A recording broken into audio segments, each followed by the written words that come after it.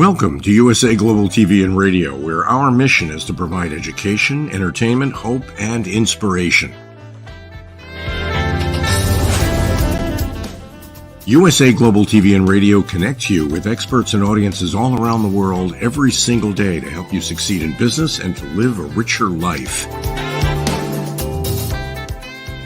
Visit us at usaglobaltv.com to learn about career and life-changing training and mentoring programs like the Listening Mentor. Subscribe to our newsletter to stay informed about our special programs and offers. Discover how you can become a guest on one of our shows or a host or producer of a USA Global TV and Radio show of your very own. That's USA Global TV and Radio, where the doctor is always in.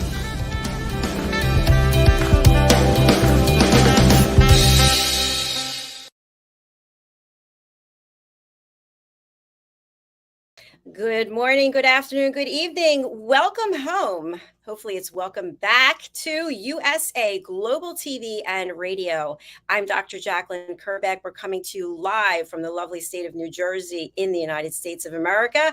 And our show today is the United Kingdom News and Culture, episode 76. Joining me are our expert correspondents from the UK and also the star of our show, DIANN FLOYD. Where in the world is DIANN today? Hello, DIANN. Hi, it's great to see you. I am in Austin, Texas. Fantastic. I said this before, but I really think we need to create a puzzle. You know, where is Waldo? It's where is DIANN? And we have all your destinations that you've been, your pictures that you put on social media, and we put the puzzle together. That would be fun. Oh, you're so cute. I feel very blessed that we can even think about something like that. But what a great show we're going to have today. Yes, I'm super excited. So let's welcome our expert correspondents from around the world, Helena Chard, who is traveling. Where is she? Hello. Hey, lovely to see you. I'm in Gado Agodalia in the wonderful, wonderful place in Paphos. Absolutely stunning, wonderful people, wonderful hearts. You can eat as you're traveling around, as in you can pick your fruit and vegetables from the land. It's absolutely fabulous. And I'm in this beautiful little cottage here filming called Olga's Cottage. And it's just a fabulous place full of love. Well, you look absolutely beautiful. You are glowing, the wind blowing through your hair. I love it. Oh, you're too kind. So you look so relaxed, and I love trees naturally, but that tree behind you is gorgeous. Yeah, so it's olive tree. Isn't it beautiful? It's lots of olive trees here. I absolutely love it. It's fantastic being able to pick fruit like peaches and nectarines and just everything on the land. Just something, the simplicity, beautiful. Lovely. Absolutely. Well, thanks for taking the time to be with us today. And joining us also, the king of relaxation and now apparently a fashionista, Mr. Ian Palm-Turner. Hello. Well, I'm in London. I'm feeling miserable. It's cold. It's dull. I'm looking at my colleague who's looking suntanned. She's eating peaches. And me, I'm in this cold flat looking around wondering, what have I done wrong to actually deserve this? Good afternoon, everyone.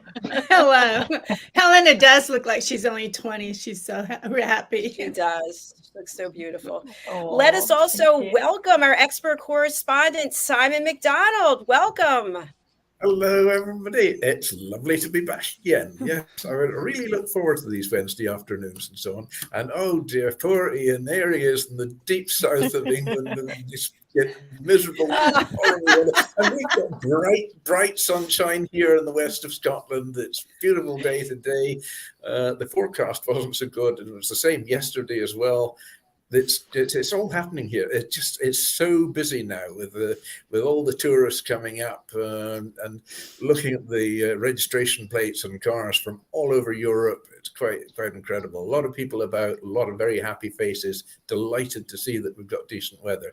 I was just thinking there what DIANN was saying about where is you this week. I think if I had a map and started putting pins and followed around, it would take on the appearance of a colander very, very quickly. That's actually a great idea. Why don't we all do that? I'm my thinking that goodness. Ian maybe needs to go to Scotland to hang out with Simon or go with Helena. And have a Oh, salmon you can come finally. here. He might even get a little bit of smoked salmon. I had some beautiful smoked salmon yesterday at lunch. Oh, Ian, you missed yourself, boy. But I agree with Helena. I like the idea we all come there too. Yes. Oh, yes. I Definitely. think that You all looks must come lovely. here. Beautiful. Yeah. You'll love If it. I can drop down and look like 20 like you, I'll be right there. I'm just looking at that lovely olive tree behind you. I mean, that tree of that sort of stature must be well over 1,000 years old. I mean, it's older than me. You know, it's got to be old. It's You know, it's I'll funny. find I always out. I'm think not that. sure. Oh, sorry. I always think that when I see trees and you see how thick the trunk is and how long the roots are and how far they've grown and all the storms that they've weathered, all the things that they've gone through. And it gives me strength when I see a tree. And I think, well, okay, if the tree can do it, I can do it too. Very good point. By the way, I want to say hello and welcome to Pastor Stephen. Thank you so much for joining us. You all look good, Helena, DIANN, and Dr. Jacalyn. What about the guys? How about them? How do they look? Thank you very much. Especially our glad to- Pastonisa. Glad to join today's presentation, TV Jacalyn. Good to know all of these guests. Well, thank you so much for being here. Oh, Very nice. So there's Lovely. so much to talk about today. I'm not sure who wants to start first because we've got a fully packed show. So I'm going to turn it over to Helena. oh, goodness. I thought we were going to go to Ian because there seems to be some wonderful fashion stories that I'm interested in hearing. Actually, no, I'll start then. Something that I was interested in, it also relates, I guess, to Simon too, but a lady called Jamie Aarons, who's set a new world record for scaling Scotland's Munro Mountains. I'm sure Simon knows lots about these mountains. It's roughly 282 mountains, and she did this in 31 days, 10 hours and 27 minutes. And her key to it, which I find fascinating, is 60-second naps. Now, I don't see how that's possible. So she literally, as she was sort of racing around, would suddenly just sort of drop to the floor and have a quick nap. And that's what got her through it. I mean, it's vast. And I know she ascended sort of the equivalent of 16 times Mount Everest. And she actually ran, cycled and kayaked between each Munro. So that's roughly sort of 2,000 miles racing. She is also originally from California. She came over in 2005, so there's a connection there. And in doing this, she raised money also for World Bicycle. It's a World Bicycle Relief, which is a charity that provides bikes for children from poorer nations, and it increases their mobility and obviously then access to essential services. So a feel-good story to start on, I feel. Absolutely. That's fascinating. If I tried to go to sleep just for 60 seconds, once I lay down, I don't think I'd get back up. No, I've never heard of it. I've heard of cat naps, but that is really, taking the biscuit. It's something else, but it got her through. Power sleeping, it's called, and you can be trained to do it. It's quite a sort of technical process you go through. I used to actually do that myself. I had a number of years up in the Arctic as commander in an icebreaker and rescue ship, and we had to do that at times. Just in the conditions we were going out after whatever the next job was, then occasionally you would have to literally just take that. 60 seconds was cutting it a bit fine, but I'd do it for 2-3 minutes at a time, and then you actually wake up reasonably refreshed once you've got into the way of doing it. But the Munros in Scotland, yes, those are mountains over 3,000 feet high. If you live in Switzerland, that's barely even worth mentioning. At 3,000 feet, it's not a lot, but it's quite an arduous task. And they're called Munro baggers, the people who go running up and down these Munros and trying to get the lot of them and bag another Munro tomorrow and the next day and so on.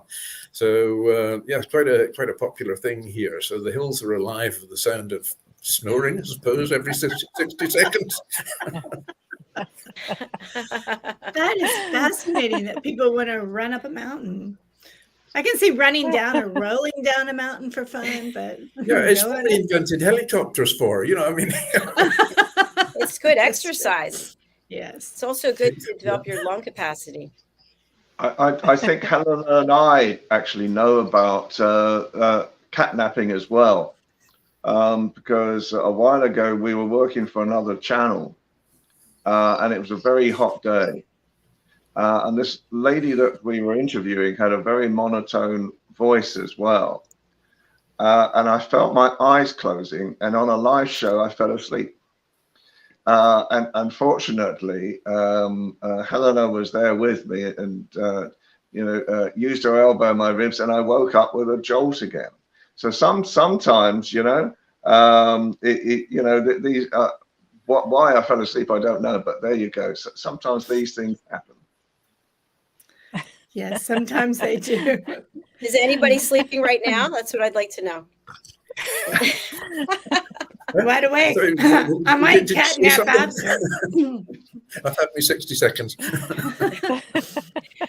I've I never have to fallen confess, asleep my like that.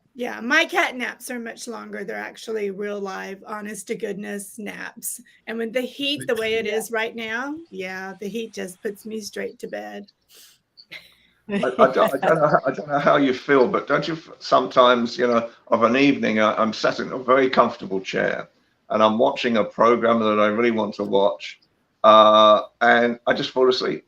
Then I wake up near the end of the program and I'm thinking, what's happened? And I suddenly realize that I've missed about 30 minutes, the most essential 30 minutes of the show. I'm woken up again with a start. So I don't know. Perhaps it's old age. Goodness knows what it is at the moment. It's it's certainly not down to do to the temperature.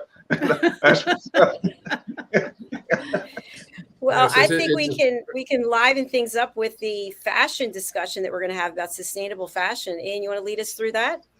Yep. So basically, yesterday I was at Source, SOURCE, which is sustainable fashion, that has an exhibition and fashion event at Olympia, which is our big show centre in London, once or twice a year.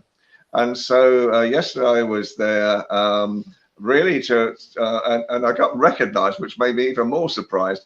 But I was walking around the exhibition, and then with my friend Tom as well, we managed to just grab a little bit of footage, or he did, on some of the sustainable fashion that you can see that you'll be seeing in the fall and going into winter 2023, 2024. So should we play the video or the images?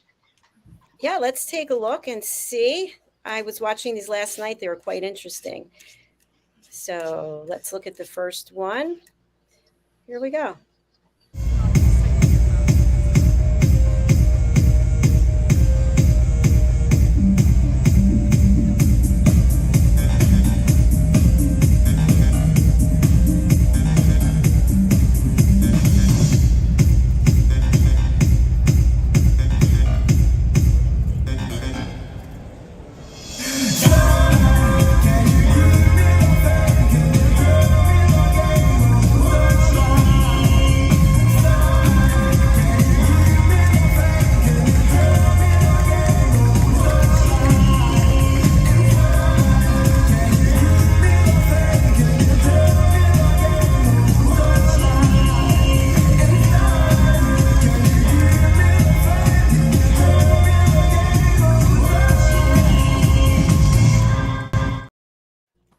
Well, I don't know about you, but I like to start reading a book from the back. So why not start with the finale as the first video?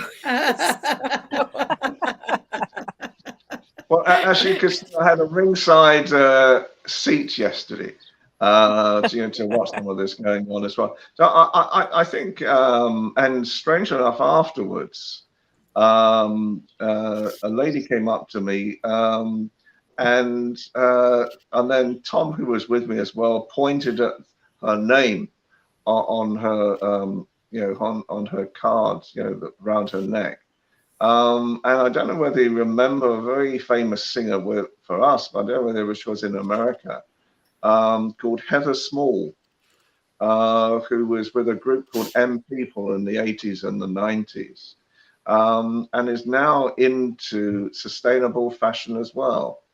And, we had a short talk yesterday, and hopefully we'll have a longer talk in the next week or so. And it is interesting because basically what sustainable fashion means, fashion used to be one of the biggest polluters in the world, because basically in the days when dyes were being cast and just put through normal processes in places like India, any of the residue of the dye would just be put into the rivers as just waste. And so it was killing off the fish and all sorts of things. And there used to be a very famous fashion presenter, who went around the world. And I went to his studio one day, and he had something like about 200 bottles, like specimen bottles. And each specimen bottle contained colored water. And as he used to do his travels, he used to take a collection of this water from around the world, and just to show people how bad fashion pollution was. So basically now with fashion, that they've become much more sustainable. They're looking at how not to create issues. They're looking at how to create fair trade for women, especially creating materials in the first place. And so it's a very interesting scheme that is being tried out now for a little while on how to actually create sustainable fashion.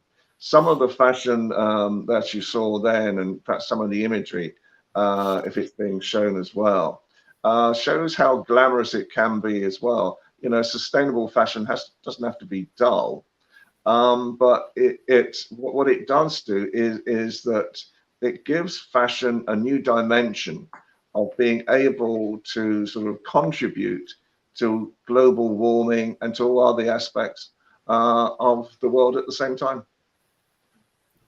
That's fascinating. Absolutely fascinating. It is, when we first started out as Rapping with Dr. Jacalyn, we had a gentleman on, I think he was from Sweden or Switzerland, and he had started a sustainable fashion line of sneakers. And it was really interesting. We used to run his video clip quite frequently. We'll have to have him back on. Yeah. Yeah, and definitely. so obviously things like this, I don't know what you all think, but I think anything at all that I mean, we're listening at the moment to the latest heat waves that are coming. Where Helena is, she's just expecting another one, I think, coming through from Spain shortly. Is it El Nino, or is it really being caused by other issues? But obviously, we are heating up all the time. And I notice in some countries, I mean, China, for example, China won't become totally green friendly, they're saying, until 2060. So, with any of this global warming situations, it is getting warmer and warmer and warmer. And what it's doing as well, apparently, is that with the increase in heat, it's not only meaning a lot of wildfires, for example, but it's also meaning now that there's a lot of floods happening as well in some of these very, very hot countries.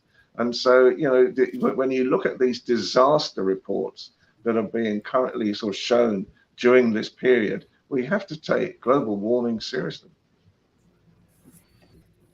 I think you're absolutely right. Here in the States, we're having tornadoes and hurricanes in states that are not known to ever have a tornado or hurricane, much less these on the East Coast. There are a lot of floods going on, and there's this like, what happened to our state? This doesn't normally happen. So kudos to Source for coming up with this great idea for sustainability of fashion, because I don't know if anyone's ever looked, and I'd love to hear y'all's thoughts about how much when we, like, I give a lot of clothes to Goodwill to help others, but when we think about how many clothes we possibly give away, so I found out one company actually ships clothes clear across to another third world country.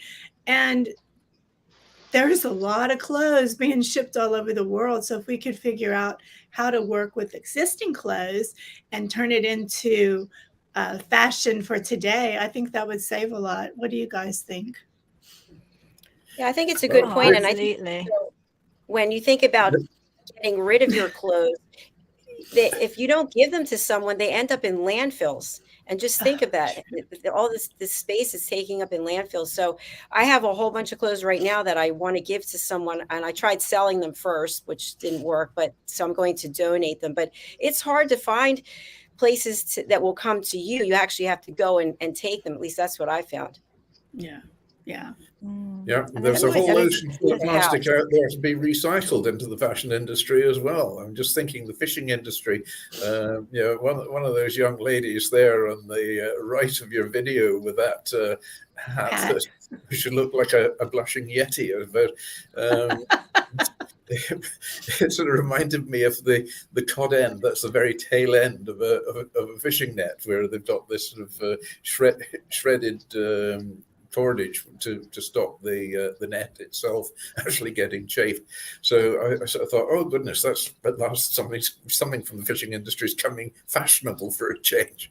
So, yeah, I mean, really the recycling industry or circular economy, I think, is the modern phraseology for it. I think there is a lot more recycling to be done, and I know with plastics and again particularly with discarded fishing nets, that there's been great advances made with the recycling of that product, and there are clothes actually being made from that now. So yeah, there is scope. We need the innovation and the ideas. Simon, I just wanted to share with you that as a result of We do, the but what- discussions. Everybody knows something. Simon, I was just going to share that as a result of the conversations that we've had on this show, I actually incorporated in our latest children's book about the nets out in the sea and ocean pollution. And DIANN is one of the characters in the book, and she gets caught in a fisherman's net. So don't worry, I'll come rescue. Even it's a children's book. So I'm sorry, Helena, what were you going to say? It's done now. It's fine. It's done. It was just to do with it was just to do with Primark, because a lot of the current clothes, the cheaper clothes on the high street, Primark, are very, very cheap, and obviously it's well known that they're not particularly well made and made of awful fabric, etc. So if we're recycling and giving away good quality clothes, that's great, but still we've got an abundance of new clothes being made out of very cheap quality products, and obviously from a sustainable point of view, that's not good. So how do we stop that somehow? Well, I think one of the answers is you will know Mr. Selfridge, the American who created Selfridges, and this year they've started doing remodeling. So basically, Selfridges in London have got these massive windows right across the front of their building in Oxford Street, and it was all to do with remodeling fashion. So basically what you could do is you can take your existing clothes into there, and as a service, well, they'll remodel them into probably a slightly more up-to-date style that will fit the person as well at the same time. Now, remodeling has been going on in the fashion world for quite a long time. It's quite a big business in London for tailors to remodel clothes. But it goes to show that in times like this, where I think Britain and perhaps other parts of the world are facing financial pressures, then remodeling your clothes and bringing them up to date slightly more may be one of the answers to having better quality fashion in the first place and more sustainability. Yes, I agree. Ian, it's interesting because DIANN and I had a guest on our fashion, travel, and fitness show. And DIANN, correct me if I'm wrong, but I believe he shared that one of the major fashion houses in Paris, everybody knows the name, that they will employ up to 80 people to work on one gown. It's a gown that will be worn one time only, but there are 80 people who worked on it. So what are your thoughts about that, about having employment versus the wasting of one dress? I think as well, one of my best friends was a former royal couturier. And so sometimes, and basically a lot of what she actually designed, she actually used to be able to do as well. In fact, she's now going to, excuse me, teaching those skills to young people to give them hope and a new skill base that they may be able to use in the future at the same time. And her dresses were 10, 20,000 pounds a dress. And they would take, you know, probably 6 to 8 weeks just for her to do it by herself at the same time. So I think, you know, fashion always will be a large industry. Sustainable fashion is obviously becoming much more popular. And I think the reality is now that younger people, they see through fashion trends, and more of them. And now actually, especially in London, are starting to look at, you know, where did that material come from in the first place? How sustainable is it as well? And so, you know, younger people are becoming much more savvy over what to wear. And I get it. Helena's quite right. You know, Primark, which is an Irish brand, but very, very successful as well for really producing very inexpensive items at the same time. But people want to buy them. There used to be a thing called the Arab Summer in London. And then because it was so hot in the Middle East, lots of Arab families would come over in London for the summer period. And this is when the Arab ladies would come and order all their dresses, bespoke dresses, couturier dresses, for their winter season. And these dresses would cost 10, 20,000 pounds a dress. And then somehow they discovered Primark, these ladies. And now during the summer months, you can't get inside Primark stores in London because unless you speak Arabic, you know, you have to shoehorn your way in because all the Arabs now have discovered Primark, and a lot of the bespoke tailors and couturiers in Knightsbridge, very close to Harrods, have gone out of business. Interesting. Very interesting. You know, I have a tip to share that I think is it might be helpful to somebody out there. So I have a couture dress that I got at a discount, which was really nice. And it was probably 20 years ago. And it's sort of a bustier, and then it zips up the back. So as time went on, it wasn't closing too well. So I took it to have it reconstructed, if you will, and I had them take the zipper out and put in a lace that would cross up the back so you could tie it up the back. And then as Father Time started taking a toll, I had straps put on it to keep it up. And then I said, okay, I've done everything I can for this dress. It's time to pass it on to someone else, which is what I did. But the dress lasted 20 some years because of that. Yeah, because it was quality. One of the secrets of that, you see, I've become a fashionista. It's the bustier in the first place. So what my friend used to do, she used to actually create the bustiers in the first place. She would actually build that onto the person first of all, and then build the dress around it. So that's why it became so and really, she had a lot of royal clients as well. And she was telling me that one day she was interviewed by CBS one night, and this is when she was in Knightsbridge, and they were trying to find out what Camilla, now Queen Camilla, would be wearing for her wedding to Charles. And in the window was this beautiful coat, 3/4 length coat, and CBS did an image of this coat as well. And you know what? When Camilla came out from the wedding, she was wearing virtually the copy of that coat in a slightly different color, but obviously someone had actually seen it because the design was absolutely virtually exactly the same. And women were walking past her store days afterwards and thought that was the coat that Camilla had worn. Interesting. Wow. That's interesting. I bet they sewed some coats. By the way, we do have a couple of other videos. Oh, we need to show them. Okay. Let's take a look.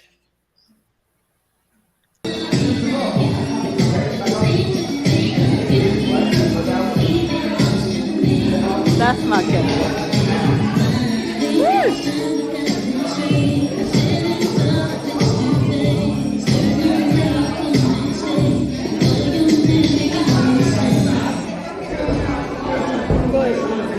The boy is mine. Oh! Hey! Oh! Oh! Oh! Oh! She looking hot, girl! She was having fun. She was having fun. I didn't see you in that one, Ian. Were you there? Well, I was probably trying to hide my blushes. Not really. Not really. You know, I was probably trying to tell the cameraman what to. You know, we were about 30 feet apart. He was in the film crew section, and I was sort of sat there, and I was trying to tell him which dress to photograph or to film, or which one not to. So it became almost like in the old days of race courses, they used to do a thing called tic-tac, which was a sign language between the different people who used to take the bets and the people who used to run the tote. And so we were doing tic-tac yesterday on telling him, this is what I want, and this is, how we sort of film something. And hopefully he duly did. Well, they were fun to watch. I thought she was running over to you to ask for an autograph. Well, it was really weird because, do you know something? You never really recognize whether anybody recognizes you or not until you go to events like that. And several people were coming up to me and sort of saying, "Do you remember who I am?" And obviously, that's the worst thing to happen because, Helen and I, we've done 12,000 shows over, 3,000 shows over the past 12 years. So we meet a lot of people in the things, but then they would come running up and tell us a memory or telling me a memory of when I worked with them. And for me, these days, I have to sort of rapidly think who it might have been or what even show it might have been as well. So, but it's nice to be recognized, bless them, and at least they were happy to talk to me as well. So obviously we did something right. But, as I say, but when you go to shows like this, it makes you feel good afterwards. Because, you can see the excitement, you can see the values, you can see Britain, especially at its best, when we're doing this sort of type of fashion work as well. And so, this is the type of thing Britain needs every single method we can at the moment of creating the right images, creating the right brands, and selling ourselves to the world. Absolutely. Yes, definitely. I'll go 100% with that. Brand images and so on. I think the images of here are somewhat tarnished at the moment on the global platform. But we're open for business. We're here. It's the same people. So we keep going. We do have a comment from someone on YouTube, Charmaine Suddy. Thank you so much for watching and for writing awesome show. We appreciate you being here. We'd love to know where in the world you are if you'd like to share that with us. And also Director Stephen from Uganda, Africa, on behalf of His Grace Orphanage Ministry. Thank you, Director Stephen, for being here. I can tell you now that Charmaine is in South Africa. Okay, so you know Charmaine. Ah. Yes. Fantastic. Thanks for watching, Charmaine. Yes. So what are some other royal news that's happening? Or is this the silly season? Are we there yet? Yeah, which I don't know what people think about this, but there's this sort of subtle question of etiquette. And I don't know whether people watched Wimbledon. I know it's over, done and dusted. But I know each year my mother takes a week off, whatever she's doing, to watch Wimbledon, and it's a really fun time. So as I grew up, I was really excited to watch Wimbledon. But it's sort of when Hollywood royalty meets royalty, and there was a situation with Daniel Craig and his wife Rachel Wise, I think it is, and they were in the royal box, and Kate Middleton, future Queen, arrived, and there's this slight unhappiness with certain people that they sort of sat there looking up at her as she was sort of coming into the royal box, but they didn't, I think they sort of smiled, but they in people's eyes they should have stood up and sort of greeted her, not done a curtsy or anything silly like that. What do people think? Or do you think it was okay for them to just sit there and she just walks in? No, they should absolutely stand up. Absolutely stand up. Whenever a lady walks into the room or walks into your box, whatever, then stand up. It's just good manners. Apart from etiquette with somebody from the royal family, when you definitely should stand up anyway. But if a lady goes into the room, stand up.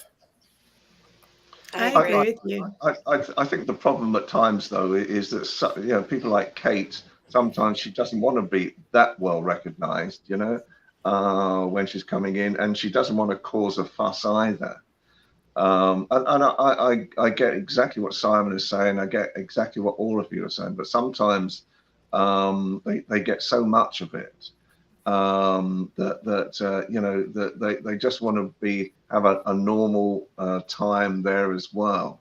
So I think it goes back to a very similar type of thing when I think it was Vanity Fair called me out on an NBC show because President Trump hadn't bowed to the Queen. Oh, I remember that. And the reality was that's not etiquette anyway. A foreign dignitary doesn't have to bow to the Queen. He can shake a hand, or he may bow if he wants to, but it's not a necessity. And I remember having to go on to another show and talk about that.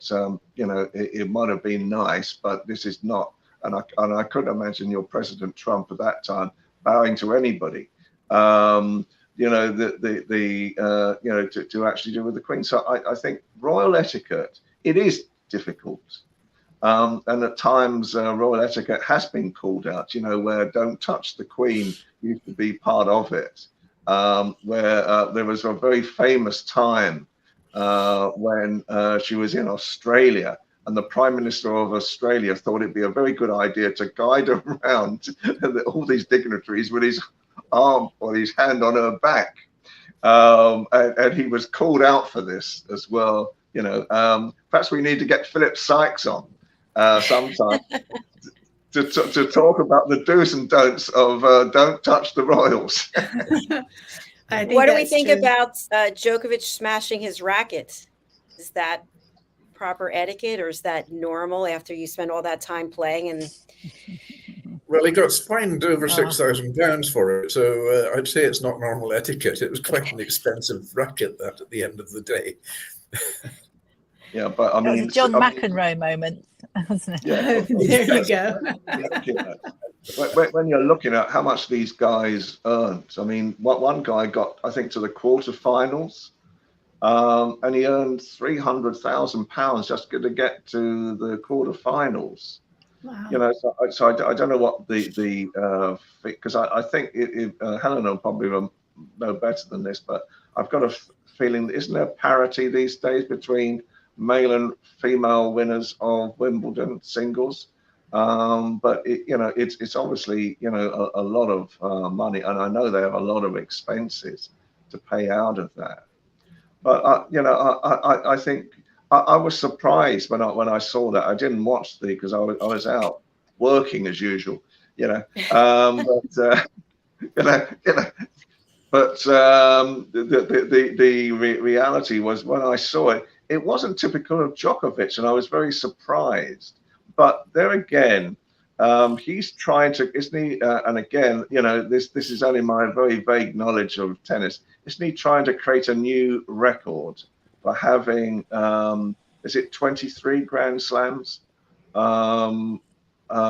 Including Wimbledon, and I forget who's got it at the moment, but he needs one more to actually become the all-time great for Grand Slam. So Helena might know. One of you much more intelligent people may know what the answer to that is.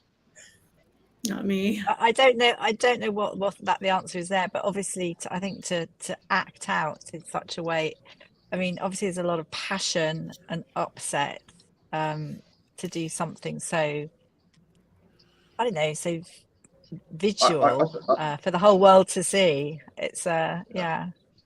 I suppose whether it's right or wrong is another thing. I suppose probably the thing that got to him is Djokovic is 34 now, 37. I forget how old he is now. And this young man was 20, isn't he? Or he's in his early 20s. And so perhaps he's seeing the future coming up behind him now. And that's probably the biggest frustration of the lot, because athletes want to go on forever but can't.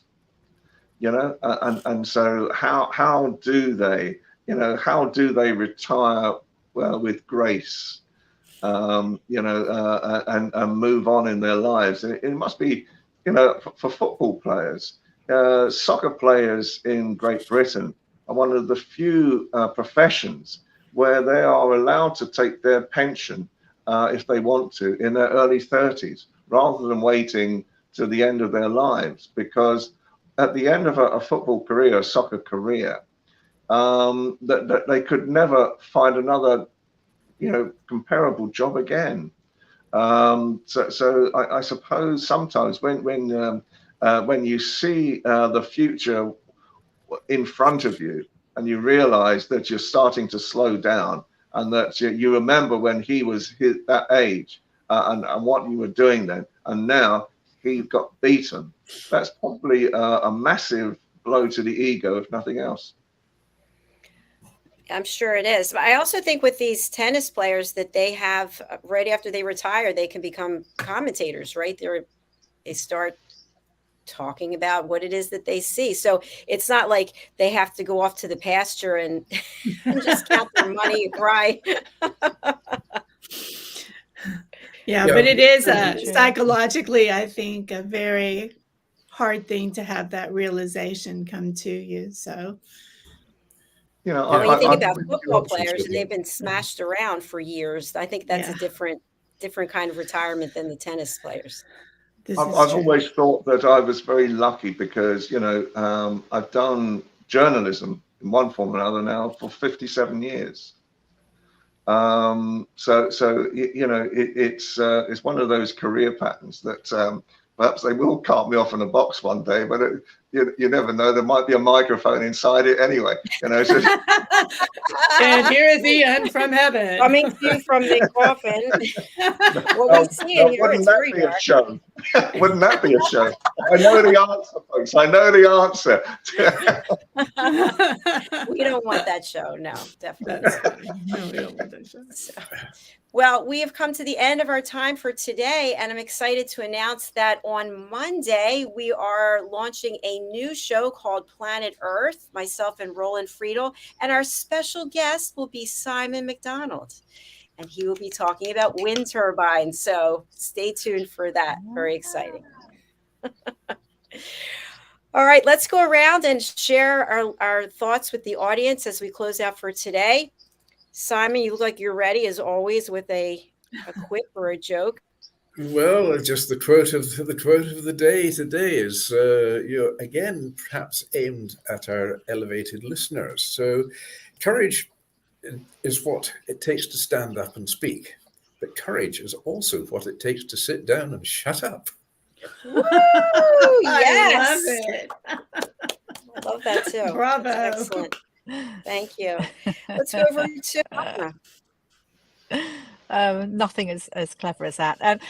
So I would like to say there are some wonderful exhibitions in the UK at the moment, and there is a wonderful exhibition at the Tate called Capturing the Moment.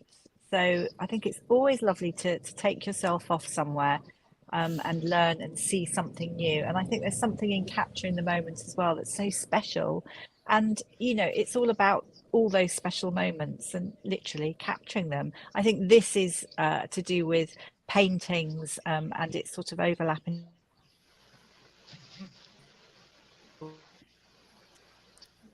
I think she froze. She froze in there. And I have to say, and she won't be able to hear me, but I watched the show on the big screen television, and she looks absolutely stunning. She looks stunning with that background and that color and her skin. It's just amazing. So Glowing. sorry that you won't hear it now, Helena. All right, over to you, Ian. Well, you know, I wake up every morning and I feel, thank goodness I'm alive.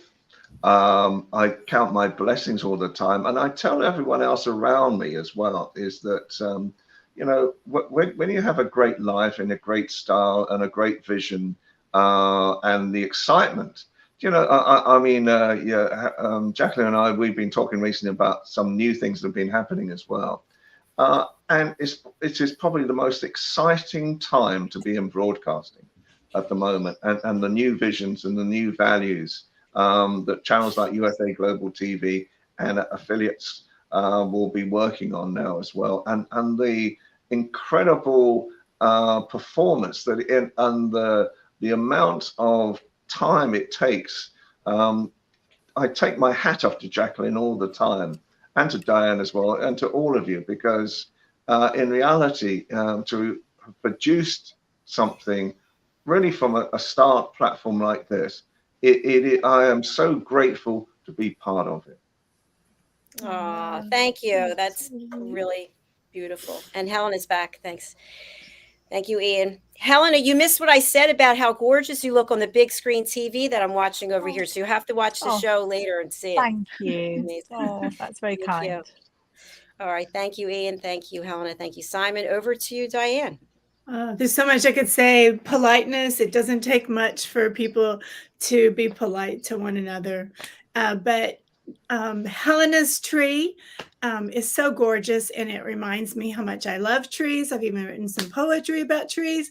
And so I would like everyone that's listening and watching to go find a tree and hug it and sit underneath it and close your eyes and just relax and find joy and peace and happiness under a tree.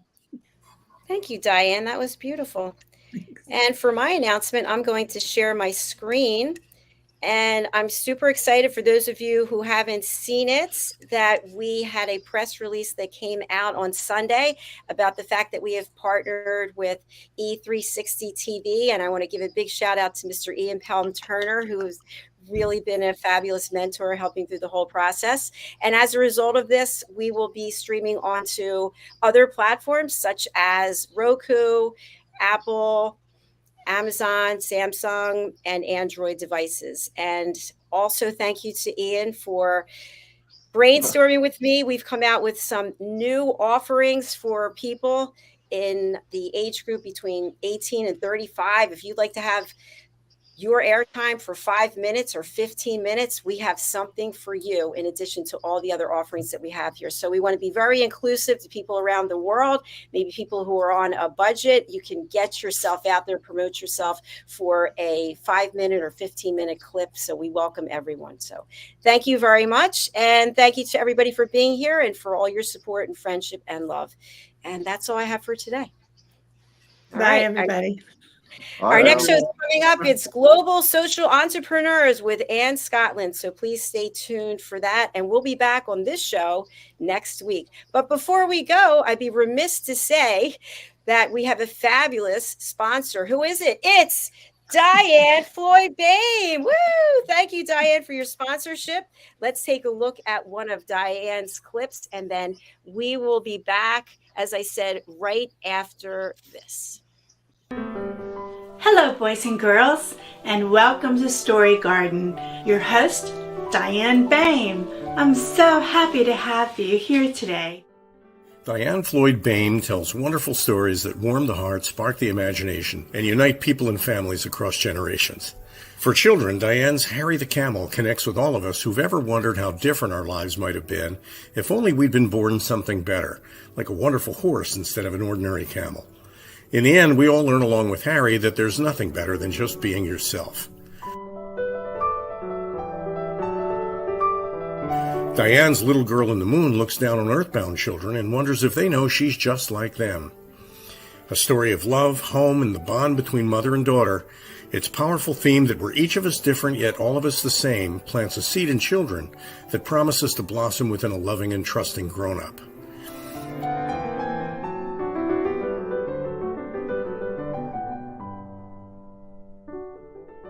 Diane's new biography, Rise, recounts the experiences of her grandmother, Ruby, to reveal the hidden strength of the human spirit. Ruby's story inspires all of us to become the best versions of ourselves.